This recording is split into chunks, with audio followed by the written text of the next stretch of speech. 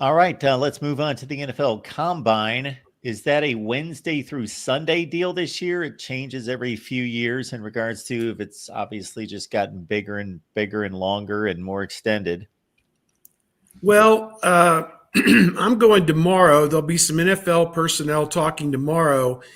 And then the rest of the week, Wednesday, Thursday, Friday, Saturday, there are interviews with position groups. I know the offensive lineman will be Saturday.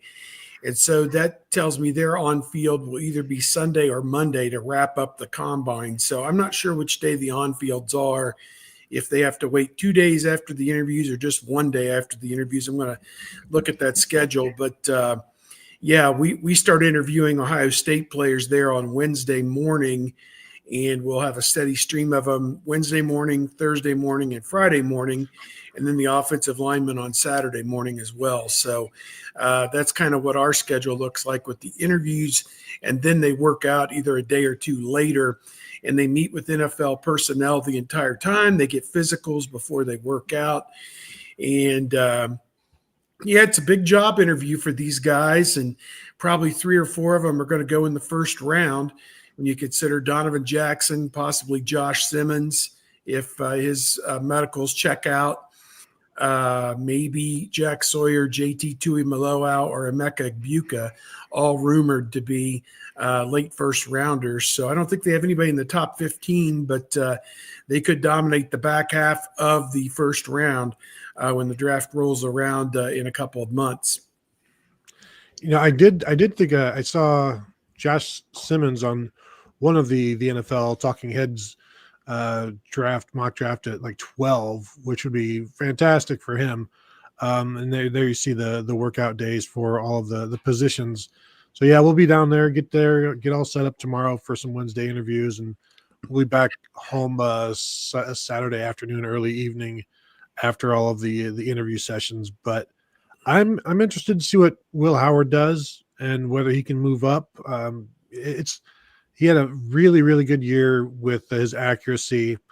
Once he talks to teams, the teams that'll admittedly talk to him, and he'll get up on the board or whatever for 15 minutes, and he'll explain, yeah, they'd give me a play which had 3 different options, and I'd have to look at the defense to decide which one to go. So I think that will impress teams that he is able to do all of that and do it on the fly.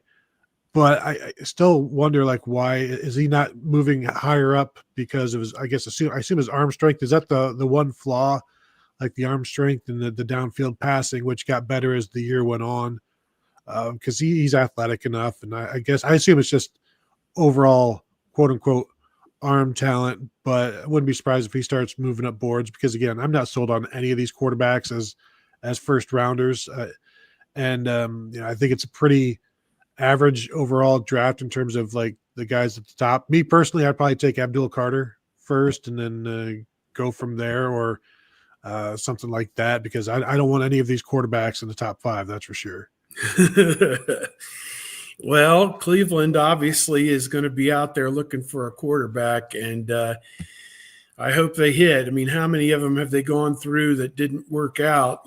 Brady Quinn and Kaiser and Mayfield, eventually has now worked out for Tampa Bay, but they have been through a raft of quarterbacks, no doubt, drafted and otherwise, and still haven't found the right one yet.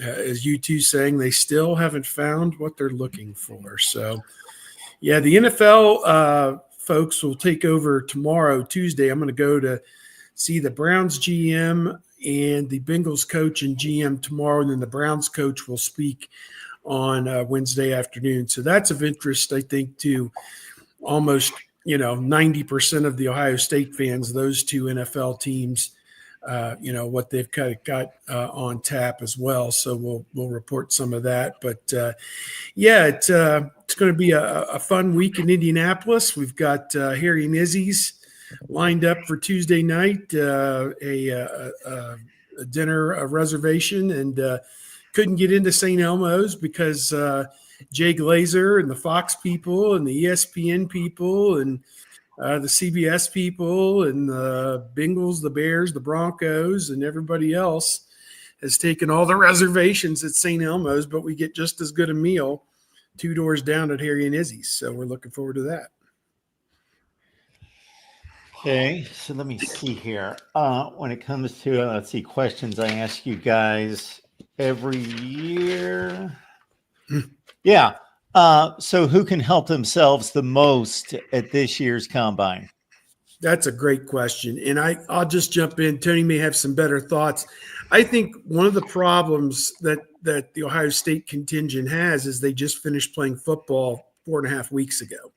And so, how much have they devoted to preparation for the combine? They're not going to be at their best in terms of running a 40.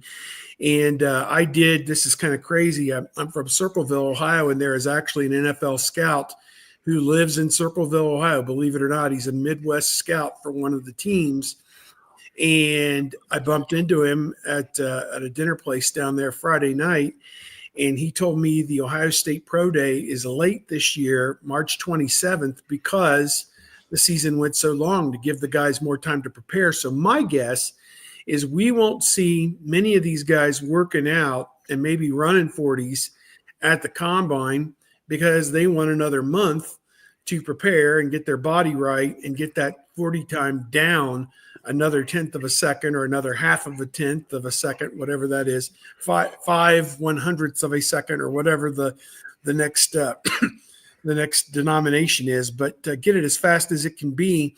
So they may hurt themselves by actually going out there and posting cone drills and different things like that before they're completely healed from the season and completely tuned up for the combine or the workouts. So we'll see who's ready and who's not. Some of them will just because they're not afraid to show what they can do, I presume. But that's going to be interesting. Who can help themselves? I think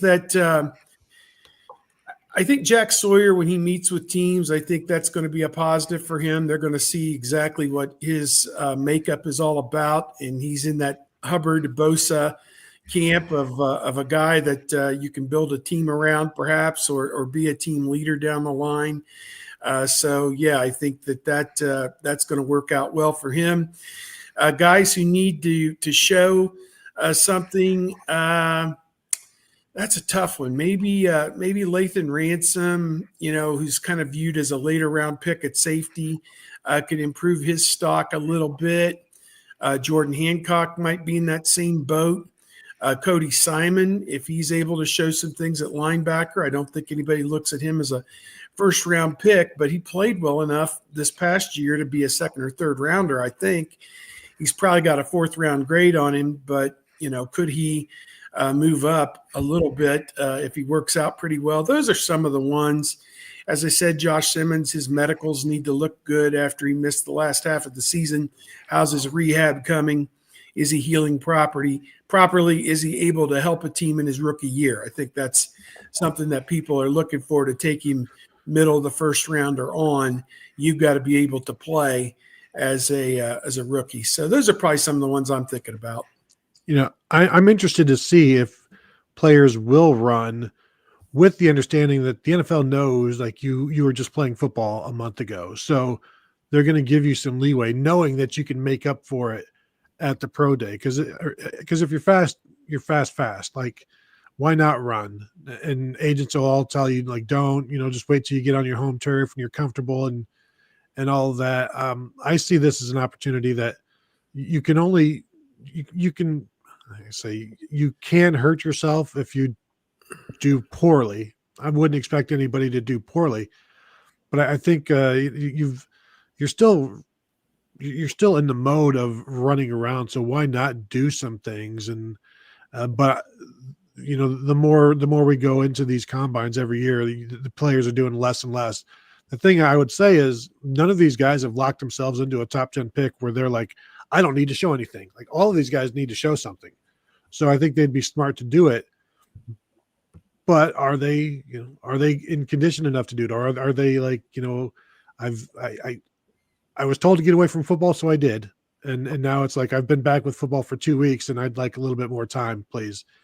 Because they, Ryan Day, and they pretty much just scattered everybody to just get away from football after they came back from the national championship game. So getting back to it may have been easier for some than others, but In terms of like who can help themselves, I keep seeing, like, what could Denzel Burke do if he runs a low 40, or Emeka Ibuka? Those guys I think could help themselves. But if they're not going to do it until the pro day, then pro day number is always kind of like, you take them with a grain of salt, because they're like, almost a tenth faster than what they would normally run anywhere else. So even if you run a 4.39 at home, it's not really a 4.39.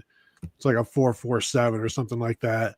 And so I think there are opportunities for guys to help themselves, like, seeing Jack Sawyer and JT Tuimoloau run, doing linebacker drills and things like that for 3-4 teams, and showing that agility. Will they be doing that sort of thing? Because that's something that you can get a better idea of what they can do. Because really what you've seen JT Tuimoloau and Jack Sawyer like drop into zones a little bit on some zone blitzes, and they just drop back. Like, what else can they do that might improve both of their stocks? Because JT Tuimoloau has been a first-round draft pick forever until like the last year or so, when it's like, well, maybe second, something like that.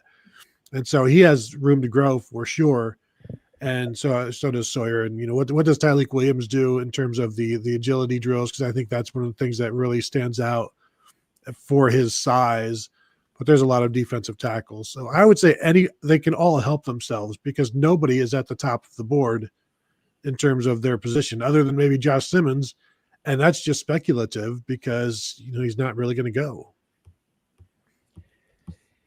Yeah, so there's no obvious first pick for the Buckeyes. Who seems to be in the running? Maybe Simmons, I think, but he's, whenever I look at mock drafts from the people who cover it and talk to GMs, he's usually the first guy taken, and then what, like, a Mecca, or maybe a Tyleik Williams or Travion Henderson. But I think a Mecca is normally second. Is that what you're seeing as well, Steve? Yeah, I think Emeka is late first round. I think that there are some that have Sawyer, some that have Tuimoloau out in that mix as well as late first round. Donovan Jackson in that 20 to 28 range, potentially. Simmons in the 18 to 25 range, something like that. I mean, those 4 or 5 guys, depending on whose list you look at, are all mentioned, as potential first rounders. Jackson, to me, really put his candidacy over the line from the Penn State game on. After the Penn State game, he played really well at tackle. So, I'm not saying he would play a lot of tackle at the NFL level, probably more fit to be a guard. But again, he has shown that versatility that in a pinch, if you had to play him out there, that he did fine. So, after the Penn State game, obviously. So, yeah, I look at it that it's going to be a fun week for us, as media, to get a chance to talk to these guys for the first time really since the national championship game. Some of them have done some appearances and some interviews here and there, but it will be kind of cool for them to reflect on their journey. I mean, you think about it, it had been star-crossed for 3.5 seasons, and then finally in the last 5 weeks, they finally put it all together and realized their potential and their destiny by winning the national championship and winning it in emphatic fashion. It wasn't like they backed into anything. They went out and took it, and were clearly the best team in college football as it shook out this past season. So to me, it's going to be a lot of fun getting to talk and reminisce a little bit about those guys, and also get their perspective on what Ohio State's going to look like now in the future. Very different Ohio State team going forward, at least in terms of the personnel. So I think that'll be kind of another fun subplot to hear, Jack Sawyer talk about Kenyatta Jackson and Caden Curry and Edric Houston and whoever else, along that defensive line that are going to be the stars of the upcoming season and years to come.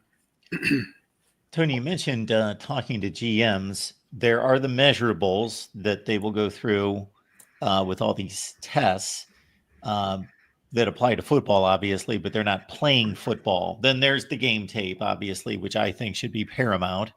Then there is the character aspect, which involves all sorts of things that and the intelligence and so forth, the football intelligence. And then there's what Steve just kind of alluded to. These guys came back, they fought adversity, they won a championship. if you're a middling to low tier NFL team that has a questionable culture, guys haven't won, how much of that do you think plays into a tiebreaker, getting somebody who, man, when the chips were down, Jack Sawyer, made the game-changing play that might have won the national championship kind of deal? Well, I think there are a couple of examples of teams that have drafted in a particular way in terms of from a particular program. Like you can look at Philadelphia taking a lot of Georgia guys, and that has helped them.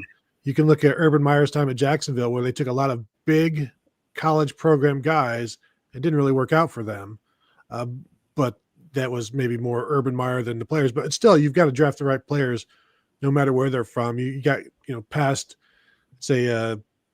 regimes with the Raiders have always tried to be like, we're smarter than everybody else and we know what we like, and their drafts are usually terrible because of that. Like with the Mike Mayock and their draft from a few years back, taking Damon Arnett in the first round, things like that, where when you ignore certain things and think better than all of the information that you've got, you better be careful. And it's a dangerous situation.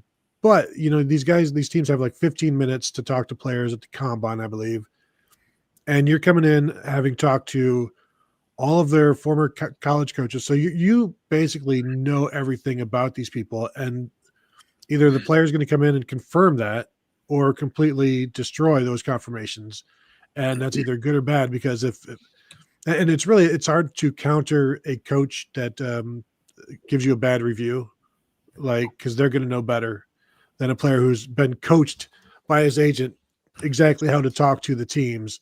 So that's always a little suspicious. But when all you ever hear is great things, and then you come in and talk to that player while they're up on the board talking all of that, because you can get all of this in these 15 minutes. Like you can get an idea of the player as they're explaining things and how they're responding to the way you question them, and you can get a lot of confirmations that way from everybody you've talked to, and everything kind of falls in line. You have a pretty good idea of who this person is, and there's a lot of speed dating aspect of it as well, because you're talking to somebody, and who knows if this is the guy you're talking to, if this is like his 7th interview that day, the answers might start getting shorter or a little more frazzled. So you kind of have to take that into account as well. There's a lot of different aspects to it, and then you can always meet later on without this whole combine experience. Like you can visit, or they can visit you. You can have them in for visits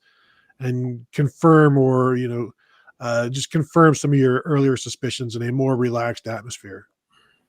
Is there a player that had one performance that stood out as much as, unfortunately from a negative standpoint, Denzel Burke against Oregon?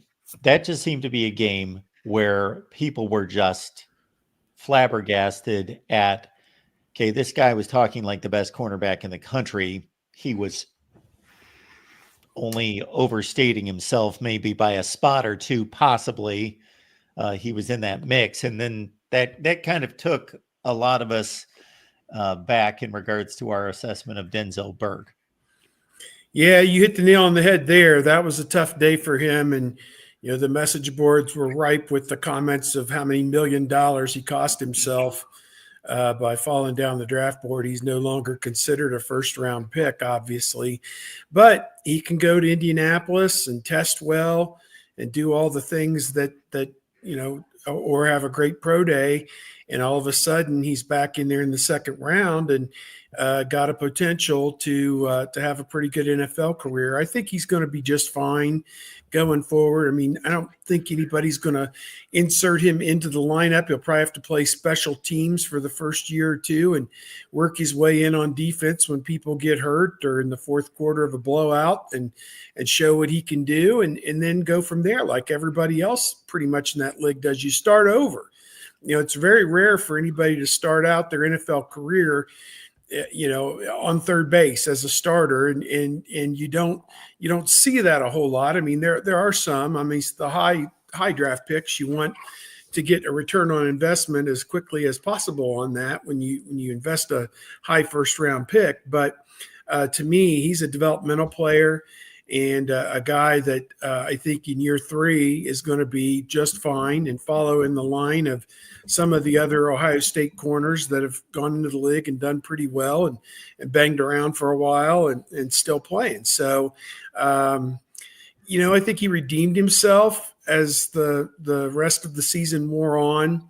Obviously, he was hurt, it seemed, in the Texas game. He pulled himself out of the Texas game because he was injured, but then he came back and played most of the Notre Dame game and did pretty well there. So not that Notre Dame had a great passing attack per se, but I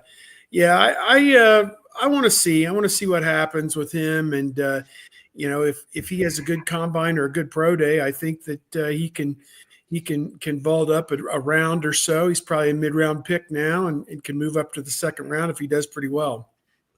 It's been a while since Ohio State has had a successful corner taken in the draft. And, Jeff Okudah was 2020 and his career has not gone the way you expected. Denzel Ward was 2018 and Marshawn Lattimore was 2017. Yeah. And for a program that likes to, state themselves as BIA best in America or, the standard cornerback they need to start getting more first rounders out there, or even beyond first rounders, just corners who get a second contract basically, and a good second contract. And because they've been lacking in that of late. So they need to get that back going. OOTBIA, one of the best in America, not best in America though. I do like Jermaine Matthews' potential though. I think he could be the next big one. And of course Tim Walton has continued to recruit well also. And looking over the entire secondary, I got to think that Jordan Hancock, just in regards to his future. I love that dude. Like, he is so versatile. I don't know why he's not getting more discussion. And I assume it's because he played nickel. And so you're kind of like the redheaded stepchild, but he's good enough to play corner. He can play deep safety. He can do whatever you need to do. And, talking to him after maybe the national championship game, like how I was standing there and Arvell Reese pointed at him, said that's the most underrated player and the most underrated defensive back in America, something to that effect. And I said, Jordan, do you feel that way? He's like, yeah, I'm okay with that. I don't mind being under the radar because teams don't expect me to do what I can do. So I can kind of fly below the radar and make plays. And if you fly below the radar too much, does the NFL see you? And of course they see everybody, but I'm not sure why this guy isn't a bigger name, other than the fact that, he does all of these things, but it's like, what is his specialty? And the specialty is doing whatever you need. And he's kind of the junk drawer defender. Like, what do you need? I'll just go to the junk drawer and you'll find it. Like, he has no special purpose or place, but he can do whatever you need. And I really like that dude. And I hope he ends up somewhere, because he's one of the rare guys that came in and is like, I'll play nickel. I want to do nickel. Like, I like the idea of it. And it took him a while to get there, but once he got there last year, he took it over, and the defense was better for it every single day. It's kind of that shortstop second base analogy in baseball. Every second baseman at one point thought that they were a shortstop, but had to realize their future. And then every cornerback, and obviously these guys being the elite of the elite through the high school ranks, see themselves as on an island. I can cover anyone, and that's who they are. But then, of course, the competition shows otherwise. It's kind of a story they got from Josh Myers, who was at one time a 5-star tackle, recruit for the Buckeyes, and was going to play tackle. Then he gets to Ohio State as a true freshman and is going against, I think at that point, Nick Bosa in pass rush drills, or Joey Bosa. And realized pretty quickly, he was 2017, so it would have been Nick Bosa. I realized pretty quickly, well, I can't play tackle. So then you move into guard, and then eventually he's drafted as a center. And you find your level, and then you start to raise your level, and that's what he did. There's nothing wrong with playing in the NFL for 8 or 10 years as a guard or a nickel corner or lefty reliever. Yeah, there you go, lefty reliever. Absolutely. Long snappers have a long career if you can get in there. I'm amused by the long snapper recruiting rankings. Hmm. Like how do they obviously what are they timing the flight of the ball from thumb to quarterback, or what the Yes. deal is? I don't know. Yep. It's like with the Chris Rubio long snapping and kicking, they take that very, very seriously. And it's not as easy as some people might think. I remember when Zach Bourne was at pro day for Ohio State. He's kind of a man without a position because he's a fullback essentially, and he's not going to play linebacker. So they're like, "You want to do some snapping?" He's like, "Yeah, I'll try some snapping." And it's not something you just pick up. Like it's all like trajectory and timing and split seconds and half seconds and quarter seconds and all of those things. And the guys who are into it get really, really into it. It's Absolutely because good remember, stuff. there's only what, like 32 jobs available. So it's not like quarterback. Anybody can. You got 4 quarterbacks on the team and practice squads. I don't know that people carry a practice squad long snapper around.